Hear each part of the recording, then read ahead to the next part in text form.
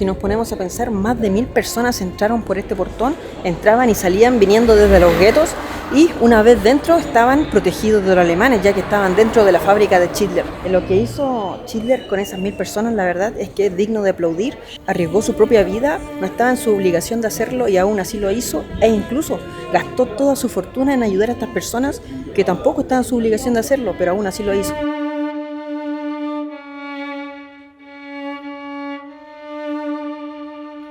¿Qué tal, hijos de la Pachamama? Bienvenidos a un nuevo video de Claux.7. El día de hoy les quiero hablar de un ser humano excepcional, una persona que no siguió el cardúmeno de peces y nadó inteligentemente contra la corriente, alguien que siguió el sentido común y también la humanidad. Les hablo de un nazi diferente, sí, un nazi. Su nombre fue Oskar Schindler y les contaré su historia.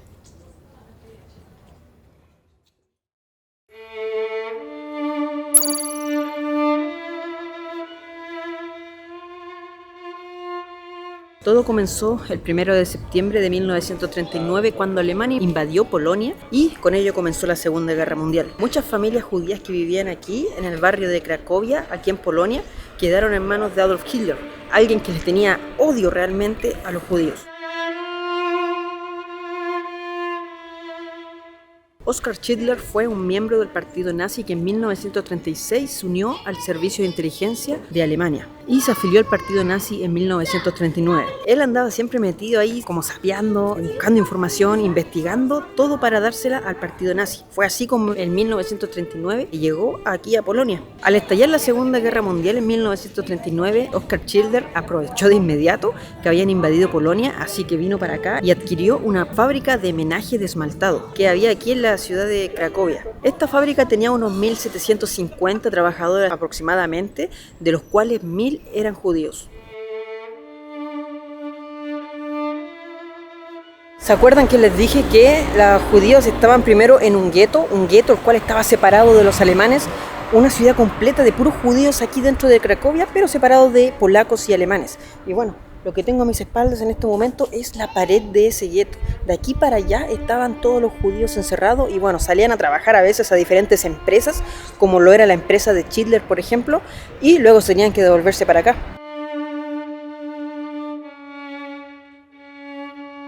Y miren, como se pueden dar cuenta, el muro es realmente alto, es bastante grande hacia arriba y totalmente diferente al muro del gueto de Varsovia, que era de ladrillo y un poco más bajo. Coincidentemente, las tumbas de los judíos tienen esta misma forma y quizás lo hicieron por lo mismo, como rodeados de puras lápidas, una ciudad completa. Imagínense psicológicamente cómo se despertaban las personas en la mañana al ver que estaban rodeados por puras lápidas de cementerio, algo así. Obviamente no son lápidas, pero sí tienen la forma de las lápidas de los cementerios judíos. Qué lamentable quizás cómo quedaron esas personas psicológicamente. El día de hoy tenemos acá un grabado el cual está en hebreo y también en polaco, creo. 1941-1943, como se ve ahí. Hoy en día este es solamente un fragmento que hay en la ciudad, porque si se dan cuenta para allá la ciudad continúa normal. Y si se dan cuenta hacia allá la ciudad también continúa toda normal. Y es por eso que se acumula gente aquí a ver este muro histórico. Es un muro que separaba a judíos de la población polaca y alemana.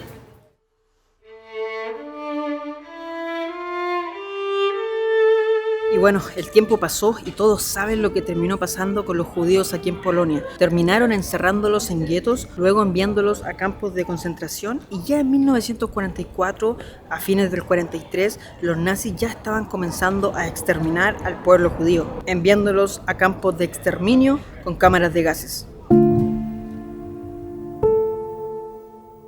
Oskar Schindler, como tenía contacto con la inteligencia militar alemana, la Abwehr, pudo proteger a sus trabajadores judíos que él tenía y que así no se los llevaran a los campos de concentración o a las cámaras de gas. Y bueno, ellos siguieron viviendo en los guetos, o como en el caso de los trabajadores de Schindler en el gueto de Cracovia.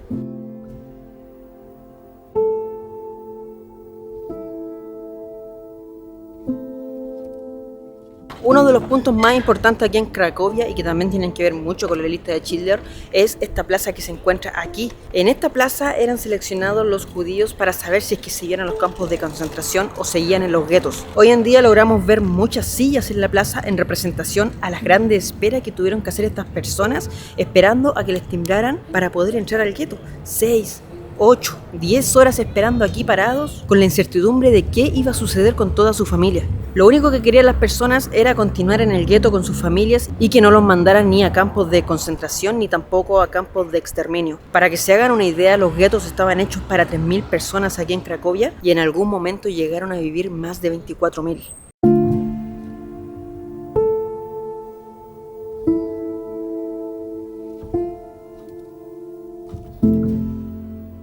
Y miren, este era el lugar donde sellaban los alemanes el sello de los judíos para que se quedaran en el gueto o se fueran al campo de exterminio. Imagínense aquí haciendo fila las personas, todo eso hacia allá y todo este sector lleno de personas paradas, nerviosas, pensando en qué iba a suceder con sus esposas, con sus hijos pequeños, con sus papás, los abuelitos que estaban esperando en el gueto. Quizás la historia se ve y se cuenta diferente si es que nos ponemos en los zapatos de las personas. Siempre hay que tratar de mirar cómo ellos miraban, cómo ellos sentían, para recién tomarle el peso a la situación. Imagínense estar ustedes en la situación de ellos. Arriba, si es que se fijan, todavía dice 1941, 1943. Las fechas más trágicas en las que existió el gueto aquí, bueno, y en Polonia en general, porque después vinieron los campos de concentración y exterminio en general.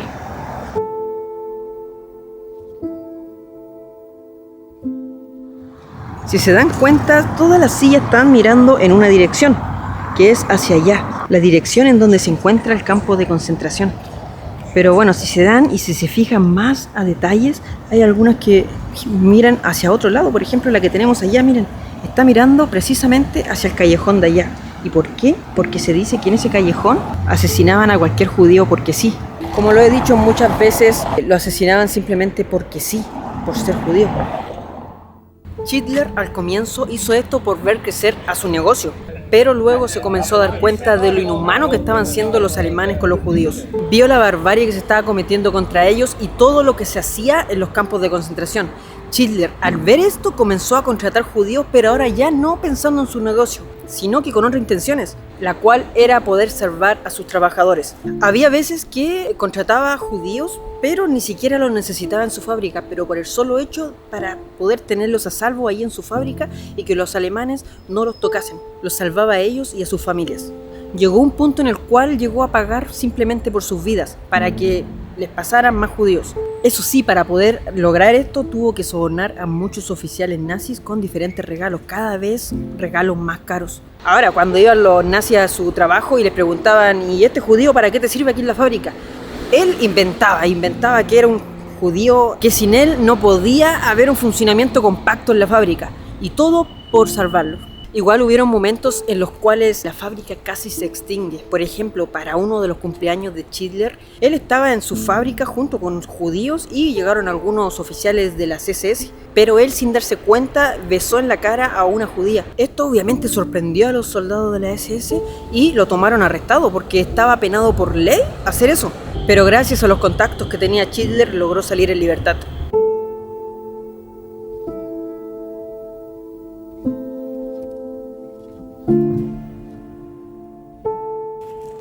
Pero bueno amigos, antes de entrar a la fábrica de Hitler, debo terminar la historia, y es que en julio de 1944, Alemania comenzaba a perder la guerra y se estaban viendo acorralados por los soviéticos que venían entrando a Polonia. Por lo que las SS, que eran los alemanes, decidieron cerrar algunos campos de exterminio y correrse más al oeste, con las famosas caminatas de la muerte que hacían desde los campos de concentración hacia Alemania. Hitler logró convencer al capitán del campo de concentración más cercano, que era Blassow, para que lo dejaran trasladar la factoría a Brunlitz. De esta manera lograría evitar que se llevaran a sus trabajadores judíos y los llevaran obviamente a las caminatas de la muerte y posteriormente a un campo de exterminio. Este es el punto clave en donde nace la lista de Hitler. Quizás hayan escuchado o hayan visto la película, y si no, les recomiendo que la vean porque es muy buena.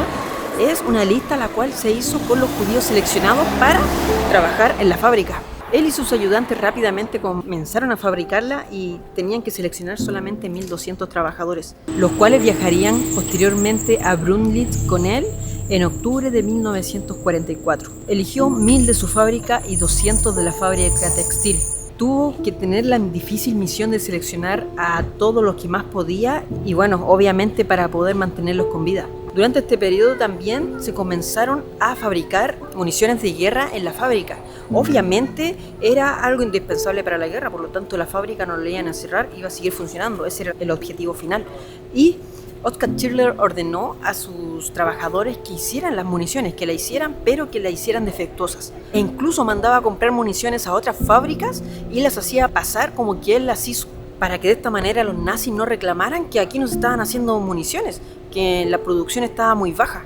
De esta forma él ayudaba a no seguir creando más armamento, ya que él tenía el lema y decía: entre menos armas fabriquemos, menos habrán para matar personas. Y tenía toda la razón. Luego de esto, Oskar Schindler tuvo que seguir sobornando a los oficiales nazis, obviamente con su propia fortuna que él tenía.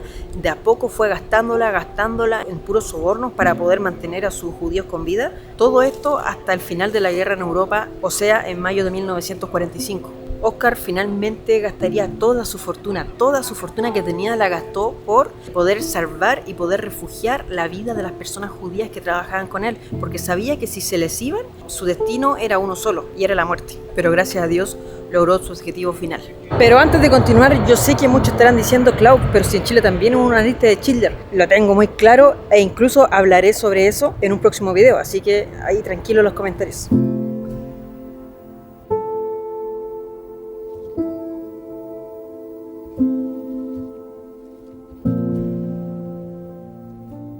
Y bueno, amigos, miren, lo que ven allí, este edificio gigante que ven acá, adivinen lo que es. Yo creo que ya adivinen. Miren, me voy a meter por aquí. Fábrica Emalia Oskara Schindler. Hablé como brasileño, pero a lo que voy es que esta es la fábrica de Schindler, la famosa fábrica de Schindler. El día de hoy se transformó en museo y hay personas allí esperando por entrar. Y acá dice algo, pero ¿para qué les voy a mentir si no sé lo que dice? Porque está en un idioma que ni siquiera sé cuál es. Debe ser polaco. Y bueno, les presento la fábrica de Schindler, hijo de la Pachamama. Hoy así es la entrada a la fábrica y como se pueden dar cuenta hay una pequeña fila para entrar a la fábrica, que sería el museo hoy en día.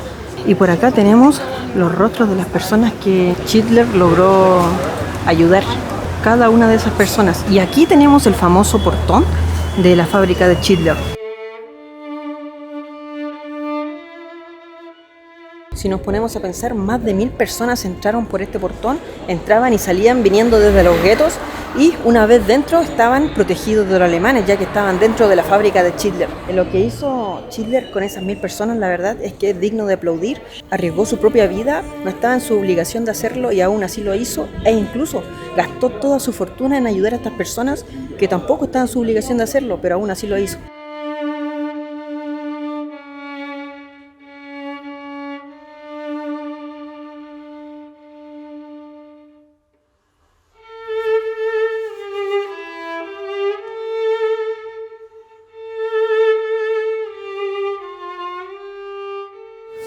Bueno, ingresando al museo te encuentras con esto gigante. Miren la cantidad de personas. Seguramente son los más de 1000 judíos que puede ser que rescató Schindler. Luego seguimos subiendo la escalera y nos encontramos con judíos, niños judíos caminando. No sé si lo alcanzan a ver ahí. Por aquí por Cracovia. Hoy en día la verdad es que aquí dentro de la fábrica de Schindler es un museo prácticamente sobre la Segunda Guerra Mundial, más que el mismo Schindler.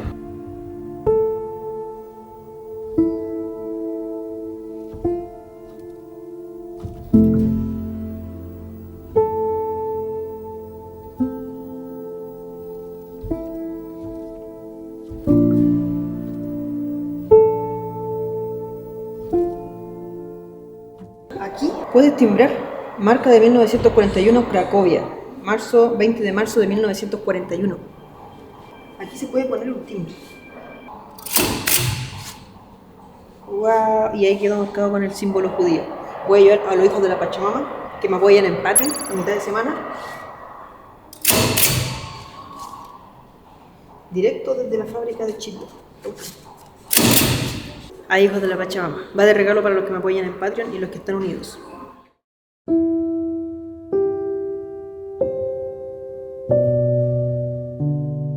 Aquí hay muchos vestigios quizás de lo que fue la fábrica de Schindler. Ahí tenemos cucharas, puros instrumentos llenos, hasta un tremendo reloj. Muy bonito todo. Y lo dejaron en este lugar.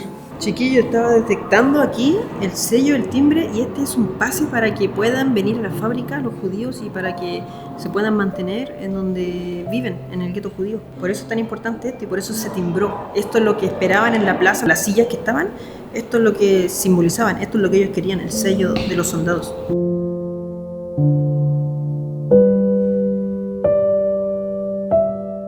Miren, en esta parte del museo hablan sobre el gueto y aquí están construyendo el muro que les mostré en delante, donde se separaban a los judíos en su gueto de la gente alemana y polaca. Y miren, tienen la forma de ataúdes. Esto es lo que se tenían que poner los judíos en el brazo para poder identificarse y de esta manera los discriminaban, los mantenían identificados y sabían quién era judío y quién no. Miren, aquí dentro se simula una señora levantándose de su cama, una señora judía, y aquí una señora abrazando a su hijo, allá buscando en las maletas, empacando a última hora. Y ahí el caballero buscando la loza ahí, mientras tiende su ropa. Y aquí la señora lavándose con un pañito. Miren, acá hay más imágenes de cuando estaban construyendo el muro. Ahí lo están construyendo. Y aquí hay una simulación de lo que fue el muro. Así más o menos era el muro, pero ustedes ya vieron el original.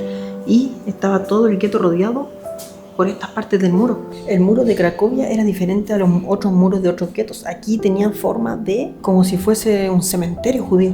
Una cosa interesante del museo es que está bien ambientado, mira, es como que estamos dentro del gueto, con las paredes del gueto y con música judía.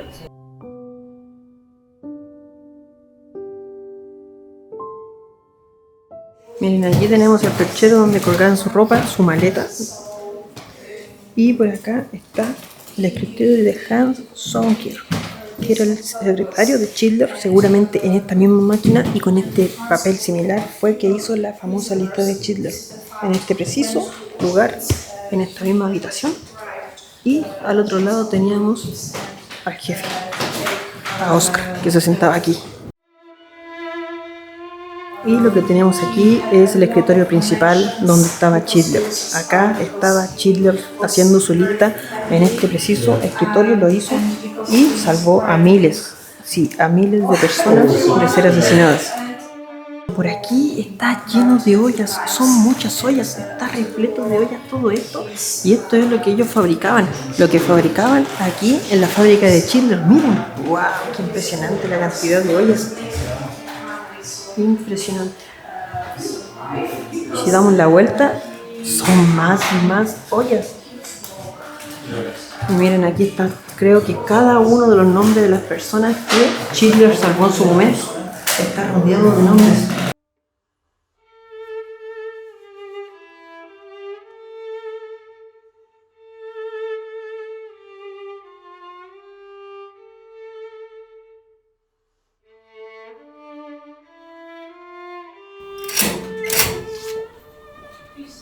En mitad de semana se va este timbre para un hijo de la Pachamama. Se pueden unir al YouTube o seguirme en Patreon.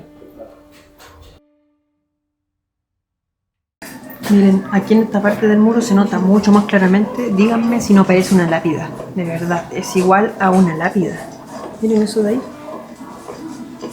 Wow, miren, aquí entramos a una habitación. Tiene hasta el olor de la época, de verdad. Miren, imagínense, aquí el closet. Por acá la ropa. La litera de palo, miren. Wow. Está muy bien ambientado esto.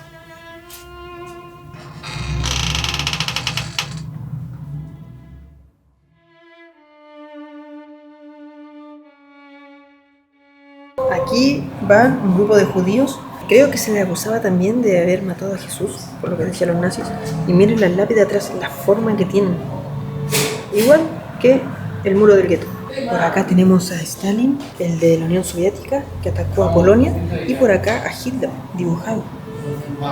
Por acá tenemos a soldados polacos atrás y una familia judía siendo hostigada por un soldado alemán que está con su palo ahí. Ahora hay otras máquinas más para timbrar. Krakow 1945, ya sería parte de la Unión Soviética. Wow, miren, está el timbre soviético. En ese momento estaba Stalin. Y obviamente le llevaré otra a los hijos de la Pachamama que me apoyan. A mitad de semana van a tenerla ahí los que me apoyan en Patreon y los que están unidos en YouTube.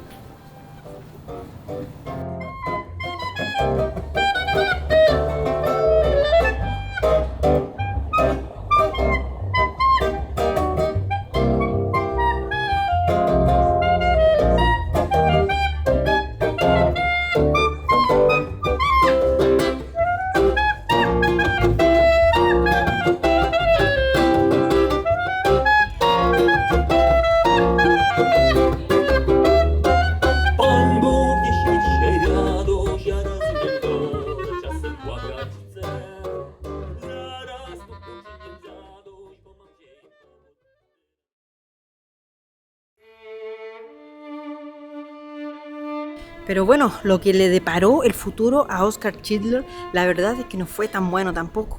Estuvo a punto de ser asesinado luego de que acabó la guerra, ya que a la larga era un partidario del partido nazi.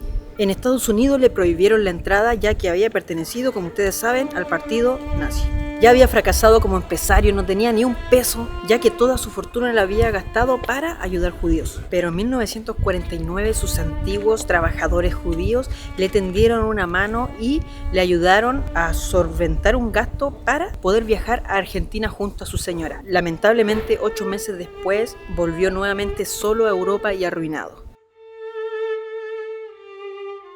En Argentina logró sobrevivir gracias al apoyo que le daban los judíos de Schindler, como se titubeaban el grupo que él había rescatado ya estaba teniendo una vida normal y ellos se juntaban, se organizaban y ayudaban a la persona que les salvó la vida. Gracias a Dios con el tiempo se le logró dar un reconocimiento en vida. Fue nombrado como justos entre las naciones por el gobierno de Israel en 1963, mientras que en 1974 él falleció, siendo enterrado en Jerusalén. Y obviamente como único en las personas que era impensado que un nazi lo enterraran allá mismo en el núcleo judío en Israel. Fue el único miembro del partido nazi enterrado en ese lugar. Y ya en 1993, mucho más adelante, Steven Spielberg realizó una película en su honor, la cual fue denominada La lista de Schindler. Y la película fue un rotundo éxito, terminó ganando más de 7 Oscars. Bueno, me alegro mucho que igual hayan podido reconocerlo tanto en vida como después de que él falleció. Y bueno, se lo merecía, ya que no salvó a una, ni 2, ni 3 personas, salvó a miles. Los judíos, finalizada la guerra, le entregaron un anillo a Oskar Schindler fundido en oro de uno de los trabajadores que trabajó aquí en la fábrica de Schindler con él. Los judíos al anillo le pusieron una frase del Talmud que decía: quien salva una vida, salva al mundo entero. Y bueno, una muy linda frase, y la verdad es que tiene toda la razón. Oskar Schindler llegó a salvar miles de vidas y sin nada a cambio, o sea, no pidió nada a cambio, solamente él gastó todo lo que tenía de su dinero para salvar personas que no conocía, personas ajenas, e incluso compró más y más para salvar más vidas. Así que, teniendo todo en contra, hizo todo lo posible por conservar la humanidad. Espero que les haya gustado este video. Me despido desde aquí, desde la misma fábrica de Schindler. Recuerden, los que me siguen en Patreon y los que se colocan en el botón unirse, estén atentos a mitad de semana que voy a hacer un sorteo. Y si no, pueden hacerlo ahora, con tarjeta del tiempo judío, con tarjeta mientras trabajaban en la fábrica, dada por los nazis, y con tarjeta de cuando esto era parte del comunismo, cuando llegó Stalin. Así que nada, acuérdense a mitad de semana que va a estar bueno el sorteo. No olviden seguirme en Instagram, en Facebook, y también el papá de Klaus, le voy a dejar acá su Instagram. Y nos estamos viendo la próxima semana con un video nuevo. Adiós, hijos de la Pachamama. Vidíme, už to vrtí a vypít třeba za